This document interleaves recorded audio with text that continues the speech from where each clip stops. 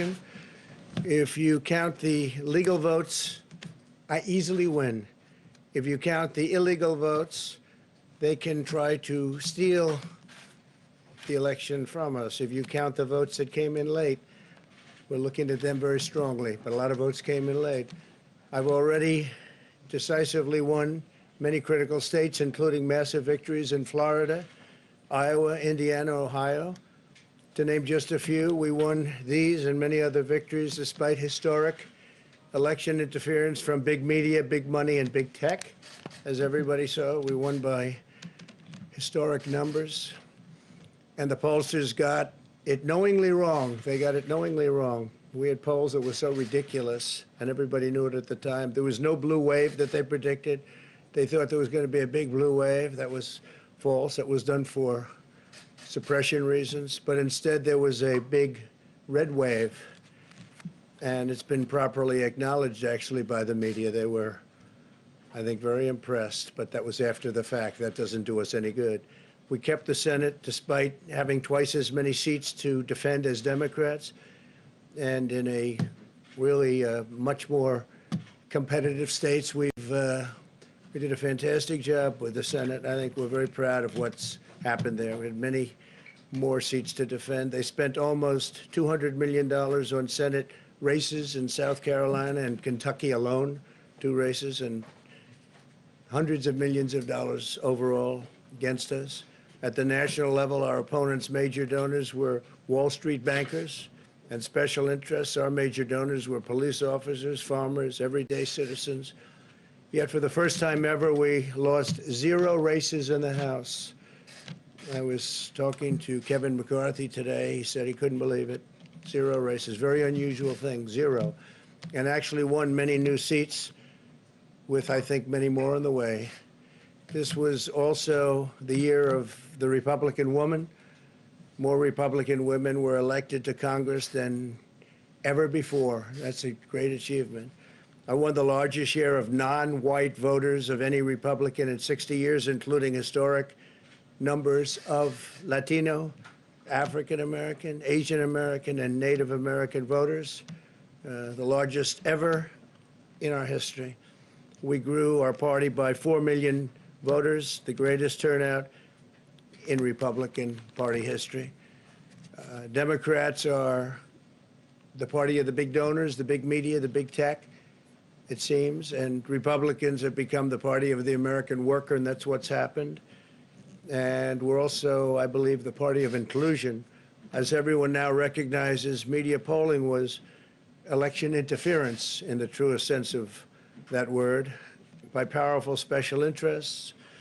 These really phony polls, I have to call them phony polls, fake polls, were designed to keep our voters at home, create the illusion of momentum for Mr. Biden, and diminish Republicans' ability to raise funds.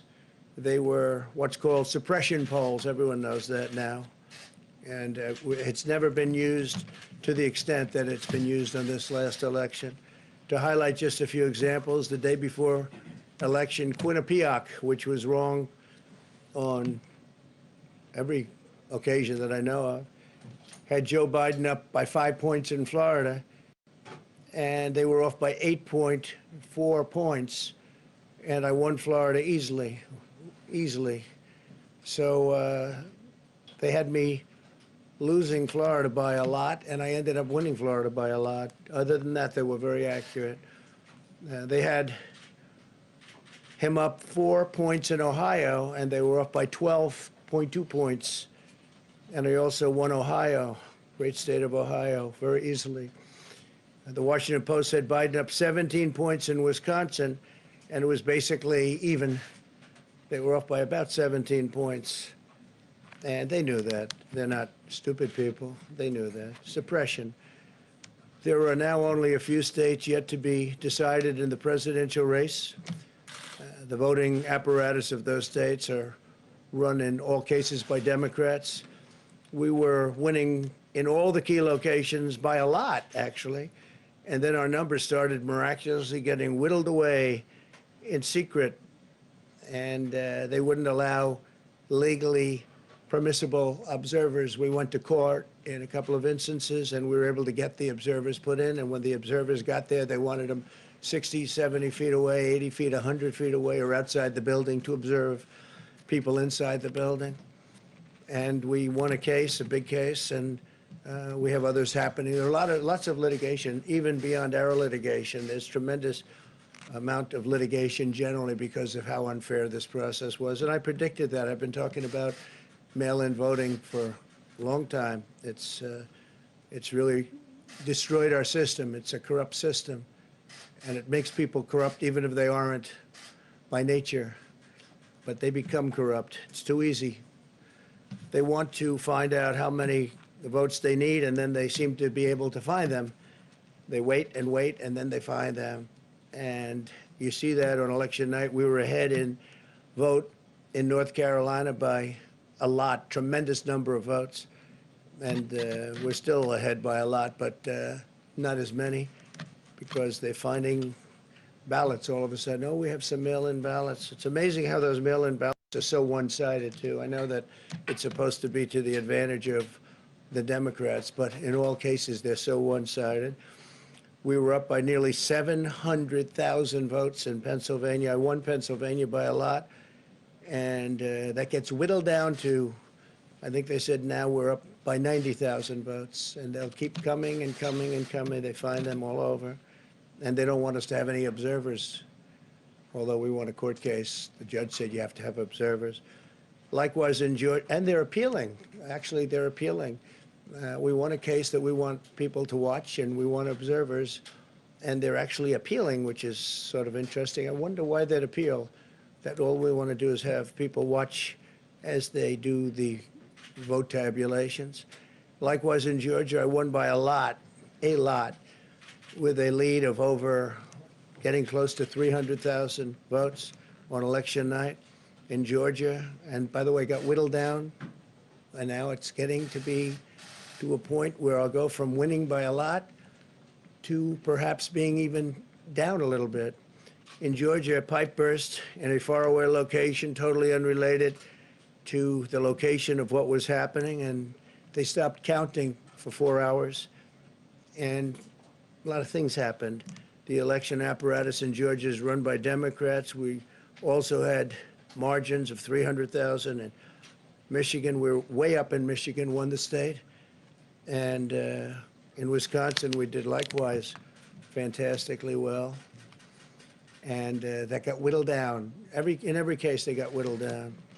Today, we're on track to win Arizona. We only need to carry, I guess, 55% of the remaining vote, 55% margins. And that's a margin that we've significantly exceeded. So we'll see what happens with that. But we're on track to do okay in Arizona. Our goal is to defend the integrity of the election. We'll not allow the corruption to steal such an important election, or any election for that matter. And we can't allow anybody to silence our voters and manufacture results. I've been doing a lot of public things for a long time. I've never had anything that's been as inspirational, by people calling, talking, sending things to us. I've never seen such love and such affection and such spirit as I've seen for this. People know what's happening, and they see what's happening, and it's before their eyes. And there are many instances which will be reported very shortly. There's tremendous litigation going on, and this is a case where they're trying to steal an election. They're trying to rig an election, and we can't let that happen. Detroit and Philadelphia, known as two of the most corrupt political places anywhere in our country, easily cannot be responsible for engineering the outcome of a presidential race, a very important presidential race. In Pennsylvania, Democrats have gone to the state Supreme Court to try and ban our election observers, and very strongly. Now, we won the case, but they're going forward. They don't want anybody in there. They don't want anybody watching them as they count the ballots.